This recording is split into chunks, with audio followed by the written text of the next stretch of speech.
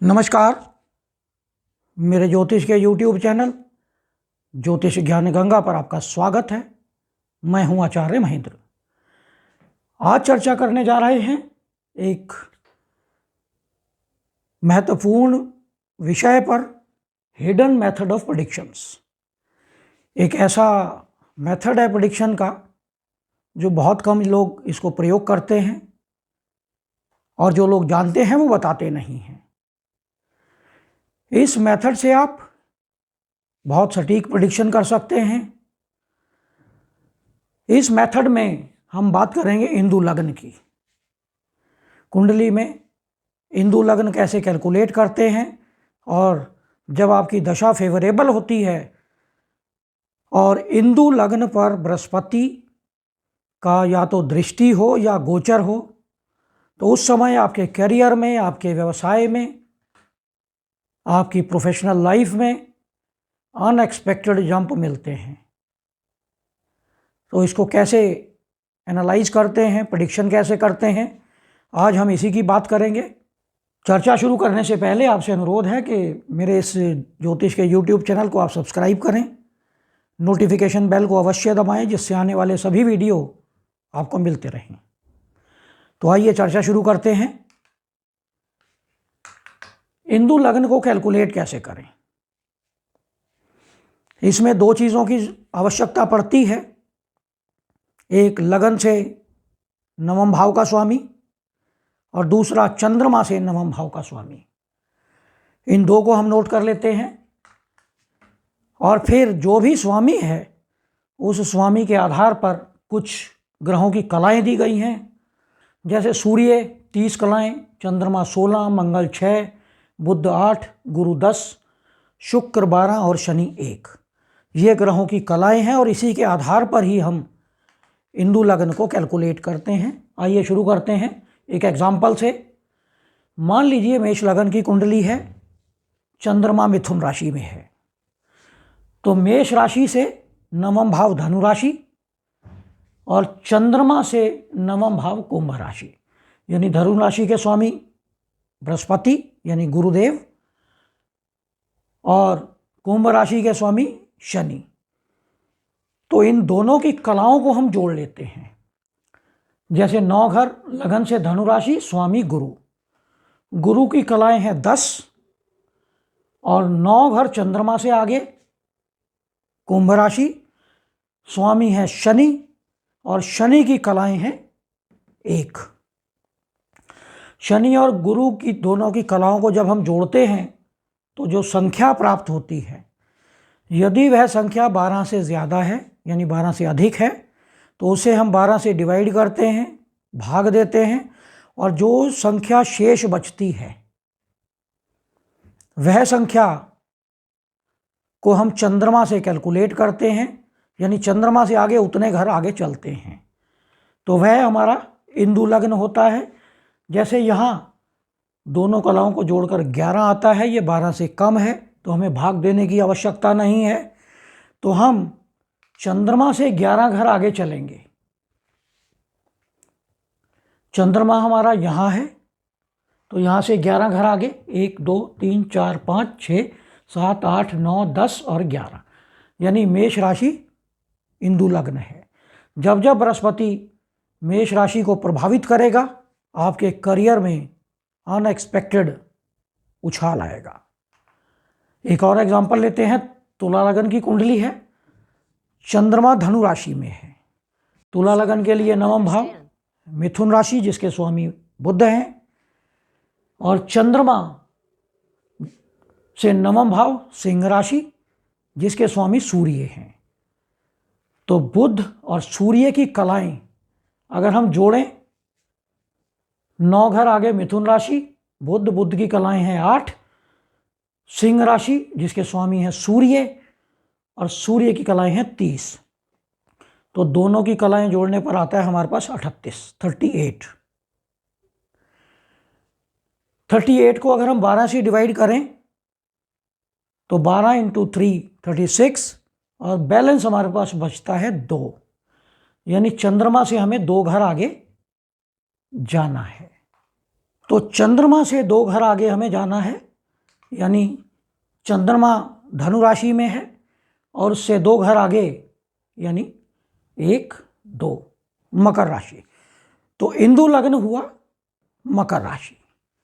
तो अब हम कुछ एग्जाम्पल ले लेते हैं। सबसे पहले हम बात करते हैं इंदिरा गांधी की कुंडली की। इंदिरा गांधी की कुंडली में लग्न जो है कर्क राशि है, वहाँ से नवम भाव मीन राशि जिसके स्वामी हैं बृहस्पति, और बृहस्पति की जो कलाएं हैं वो होती हैं 10। फिर चंद्रमा को देखें अगर हम, तो चंद्रमा से नवम भाव कन्या राशि जिसके स्वामी हैं बुध, और बुध की कलाएं होती हैं 8, यानी 10 और 8 18। 18 को अगर हम 12 से डिवाइड करें तो बैलेंस बचता है हमारे पास 6। तो चंद्रमा से 6 घर आगे चलेंगे, 1, 2, 3, 4, 5 और 6। तो इंदु लग्न जो है वो मिथुन राशि बना। इंदिरा गांधी 1966 में प्रधानमंत्री बनी, जनवरी 1966 में, और उस समय गुरु मिथुन राशि में वक्री थे 1 जनवरी 1966 को। इंदु लग्न पर बृहस्पति का गोचर था और उन्हें करियर में एक बहुत बड़ा जंप मिला। एक और एग्जांपल की बात करते हैं। कुंडली है नरेंद्र मोदी की, मोदी जी की कुंडली, जो कि अगर आप इंटरनेट पे तलाश करें तो वृश्चिक लग्न की कुंडली है, लेकिन असल में यह कुंडली श्री वीपी गोयल जी को नरेंद्र मोदी जी के भाई से प्राप्त हुई है। उन्होंने समय दिया था 10:10, 17 सितंबर 1950, महसाणा गुजरात। लेकिन श्री वीपी गोयल जी ने इसे सुधार करते हुए 10:07 लाए हैं। और अगर हम इस कुंडली को देखें तो यह तुला लग्न की कुंडली है। तुला लग्न से नवम भाव मिथुन राशि, स्वामी बुध, बुध की कलाएं हैं 8। चंद्रमा से नवम भाव कर्क राशि, और कर्क राशि की कलाएं हैं 16। 16 और 8 24।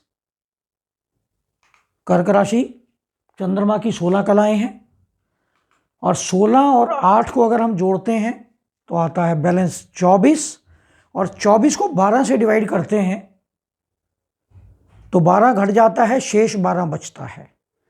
तो चंद्रमा से 12वां घर यानी तुला राशि इंदु लग्न बन के आता है। इंदु लग्न मोदी जी की कुंडली में तुला राशि है, और मोदी जी अक्टूबर 2001 में गुजरात के चीफ मिनिस्टर बने। उस समय बृहस्पति 1 अक्टूबर 2001 को मिथुन राशि में गोचर कर रहे थे, और उससे यह अपनी पंचम दृष्टि से इंदु लग्न को देख रहे थे। आज हम दशाओं की बात नहीं कर रहे हैं, केवल हम इंदु लग्न पर बृहस्पति के गोचर का प्रभाव स्टडी कर रहे हैं।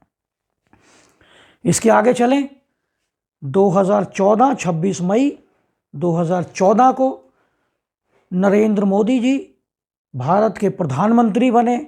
उस समय बृहस्पति मिथुन राशि में गोचर कर रहे थे, और उस समय भी बृहस्पति पंचम दृष्टि से इंदु लग्न को देख रहे थे। अब बृहस्पति अप्रैल 2024 में जब इलेक्शन शुरू हुआ है तो उस समय मेष राशि में थे, लेकिन अभी यह मई में गोचर करके मिथुन राशि में आ गए हैं। लेकिन जब इलेक्शन के समय बृहस्पति का गोचर मेष राशि में था तो उस समय यह इंदु लग्न को, इंदु लग्न के स्वामी को यानी शुक्र को, अपनी पंचम दोनों को देख रहे हैं। तो इसका अर्थ यह हुआ कि इस बार कुछ और बड़ा करियर में जंप मिलने वाला है। यह तो निश्चित है कि प्रधानमंत्री बनना उनका तय है, लेकिन प्रधानमंत्री बनने के बाद वह कुछ और बड़ी सफलताओं को प्राप्त करेंगे, क्योंकि बृहस्पति इंदु लग्न को और इंदु लग्न के स्वामी शुक्र दोनों को देख रहे हैं। तो यह था एक मेथड ऑफ प्रेडिक्शन जिसके आधार पर सटीक प्रेडिक्शंस की जा सकती हैं। यह विश्लेषण आपको कैसा लगा इस पे कमेंट करें। यदि आपने हमारे चैनल को सब्सक्राइब नहीं किया है तो इसे सब्सक्राइब करें, नोटिफिकेशन बेल को अवश्य दबाएं, जिससे आने वाले सभी वीडियो आपको मिलते रहें। नमस्कार।